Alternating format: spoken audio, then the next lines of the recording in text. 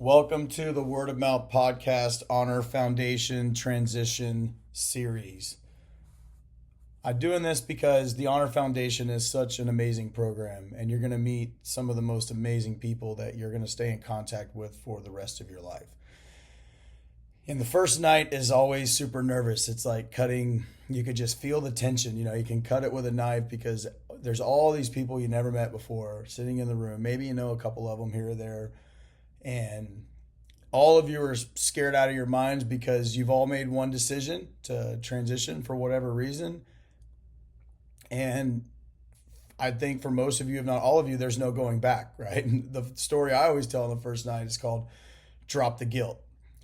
There was an Air Force guy that was there my first night, and his introductory speech was the most impactful because my care for the military was already hanging on by a thread at that point anyway. I was burned out after 22 years. I was ready to go. I knew for a fact what I did not want to do, which was ever get on a SWIC boat ever again in my life. But I did not know what I was going to do, right? So I knew it was kind of like a burn the ships moment. Like there's no going back, and the only way is forward and through. And I don't know what that's going to look like, where I'm going to be.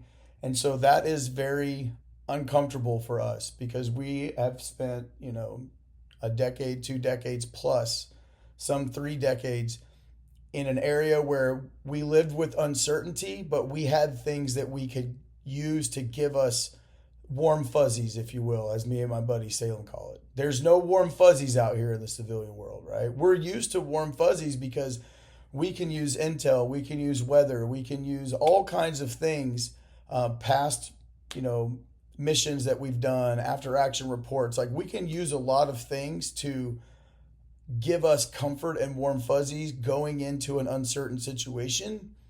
But out in the civilian world, you're not going to get that. When you're applying for jobs, you got to be, if you haven't put in 100 applications, you haven't even started.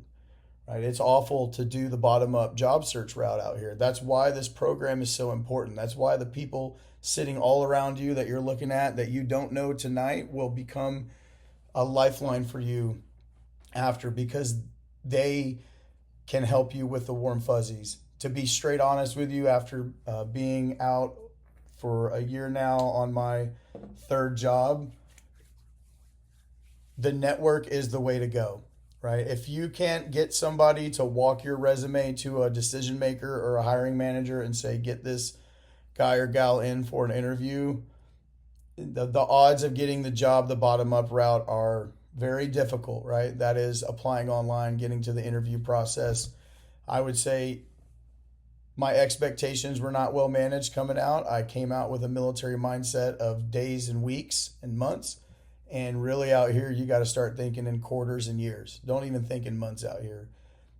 When you go to get a job, from the moment you decide to get that job, I'd say plan for 6 and hope for 3. It's a long process. Some can require multiple rounds of interviews, skills tests, and things that can span months.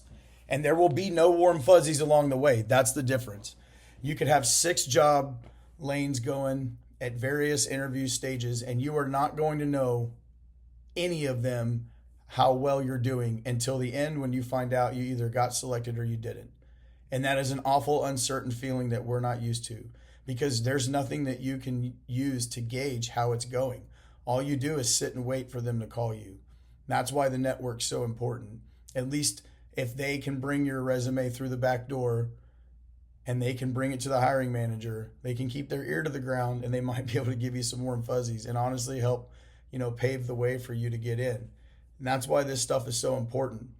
The Honor Foundation is so important, not only for the network, but for the preparation that you're going to do, because there's one big piece to all of this, and that's you, right? Janie, Matt, Stephanie, Ashley, Brenda, my coach, Bill, Jason, all these amazing people, they can make a connection for you. They can open a door for you, and they can get you to the interview table. And that's pretty much what they can do, right? Maybe a little further depending on their relationship, but at that point, it's all on you, right? I can open a lot of doors for you too. I can get you to interview tables as well. I have done that recently for quite a few of my friends, But once they get to that table, it's on them to get through that interview. One of the things that, especially me having a name like Mouth, I had to learn that Janie, she might as well have had like a bat to hit me with, right? Is my long-winded sea stories. And military people are very bad about long-winded sea stories. And you have to understand the name of the game is this person doesn't know you. They've got 30 minutes. They've got to get through 15 questions, and your long-winded sea stories only got through 7. And so you got deselected out of the process because you didn't answer all the questions. It's totally backwards the way things work out here, but that's okay. You don't have to worry about that because you have good people there that are going to help you out, right? The way you do the interview practice, sharpening those answers, the 7 most common interview questions, like this stuff is all important because getting you to the interview table is the best that we can do. And after that, it's all on you. So I will tell you the best thing I heard that I mentioned earlier was drop the guilt. And the reason is that guilt really pulls us. It is a strong, strong feeling that we feel like we have to be contributing to the good of the team, the overall mission. And if we step out to do something like the Honor Foundation, we're not helping with the mission and we feel guilty about it. And so then we try to decide, okay, maybe I can get in there on Monday and Wednesday and Friday to help out. I can go to some meetings. I can take on a couple of things to be part of the team. And I'll do Honor Foundation on Tuesdays and Thursdays. You know, maybe that's a good start. If you're at 12, 18 months, do that, right? Start with just taking off Tuesday and Thursday. That's what I did. And I told this story. Someone came up to me at the Honor Foundation networking event 2 weeks ago and said, "You're the don't go to work guy, right?" Yes, I am. Because the story I told was I started not going to the work on Tuesdays and Thursdays. It was important because you go to class and you learn a lot of stuff, but then you have to put it into action. You have to do the cups of coffee. You've got to do the introspection. You've got to read your Gallup Strength Finder. You've got to talk to your coach. And you need time for that, right? So I decided Tuesdays and Thursdays were the days I was going to do that. And my chain of command was fine with it, right? So on Tuesdays and Thursdays, I'd wake up, have coffee, and I would get hammering on the Honor Foundation work and the cups of coffee, and I would go to the Honor Foundation that night. And then I just stopped going to work on Friday because it's easy not to show up to work in NSW on a Friday. And then I just stopped going to work at all, right? I just stayed home and I did what I needed to do for transition, and no one ever called me, right? And it was because of that Air Force guy on night 1 saying, drop the guilt. Like, don't let the guilt pull you into work, because every minute that you spend doing that kind of stuff is a minute wasted that you could have been doing this kind of stuff. And this kind of stuff is the ultimate long game. This is the ultimate ULT, the ultimate TJIT, and the ultimate deployment that you're going to go on in your life, because this deployment's going to be hopefully 40 plus years long with you and your family, right? And so your family needs your attention at the Honor Foundation, paying attention to this stuff, putting it into action, putting it into your life, taking time out for you to get the MRIs, to get the x-rays, to go to medical, to do this stuff so that you arrive at the final C-17 takeoff of deployment ready to go. Now, I hope this helps you drop the guilt. I'm always available for a cup of coffee.